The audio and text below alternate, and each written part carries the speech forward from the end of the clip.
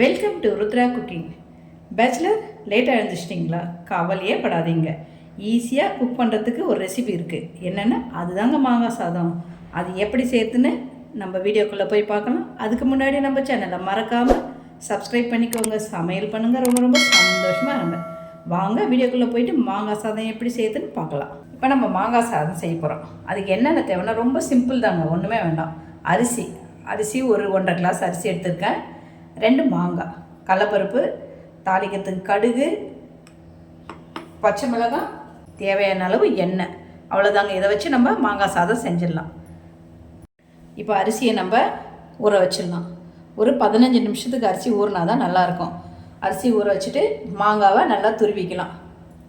சீவல் இருக்குது, இதெல்லாம் மாங்காவை நம்ம சீவிக்கலாம். நல்லா இருக்கிற 2 மாங்காவை நல்லா சீவி எடுத்துக்கலாம். மாங்காய் சாதம் செய்கிறதுக்கு நம்ம மாங்காவை இந்த மாதிரி துருவி எடுத்துக்கிட்டோம்.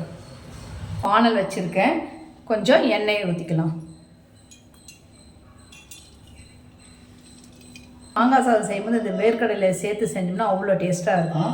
இப்போ இந்த வானலில் எண்ணெய் சேர்த்துருக்கேன். இதில் இந்த வேர்க்கடலையை போட்டு வறுத்து எடுத்துக்கலாம். நம்ம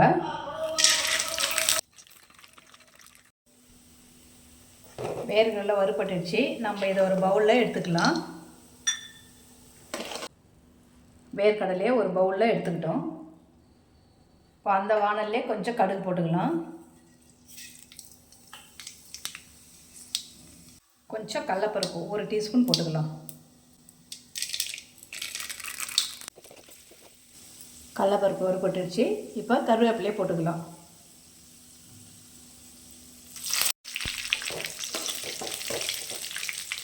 கருவேப்பிலையும் வறுபட்ட பிறகு நம்ம துருவி வச்சுருக்கிற மாங்காவை அது கூட சேர்த்துக்கலாம்.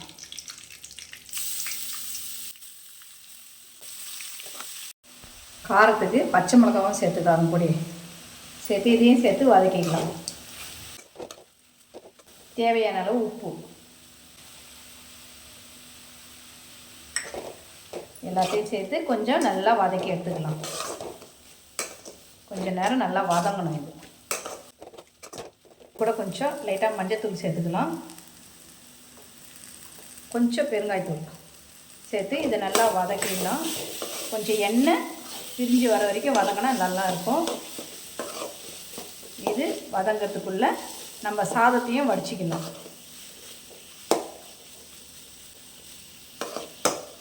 மாங்காய் நல்லா வதங்கிடுச்சுங்க. இப்போ இது கூட நம்ம வேர்க்கடலையே சேர்த்துக்கலாம். நம்ம வறுத்து வச்சுருக்க வேர்க்கடலையே இது கூட சேர்த்துக்கலாம்.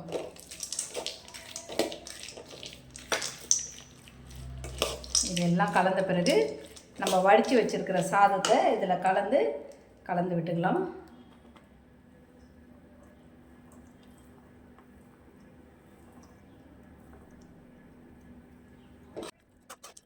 அவ்வளோதான், மாங்காய் சாதம் ரெடி ஆகிடுச்சு. இது செய்யறதுக்கு ரொம்ப ரொம்ப ஈஸி, டேஸ்ட்டும் சூப்பராக இருக்கும். நீங்கள் உடனே செஞ்சு ஆஃபீஸுக்கு எடுத்துகிட்டு போயிடலாம். சூப்பரான சுவையான மாங்காய் சாதம் ரெடி ஆகிடுச்சு. நீங்களே இதை வீட்டில் ட்ரை பண்ணி பாருங்கள். மறக்காமல் நம்ம சேனலை சப்ஸ்கிரைப் பண்ணிக்கோங்க. சமையல் பண்ணுங்கள். ரொம்ப ரொம்ப சந்தோஷமாக இருங்க. உங்கள் ஃபேமிலி அண்டு ஃப்ரெண்ட்ஸுக்கு ஷேர் பண்ணுங்கள். நன்றி, வணக்கம்.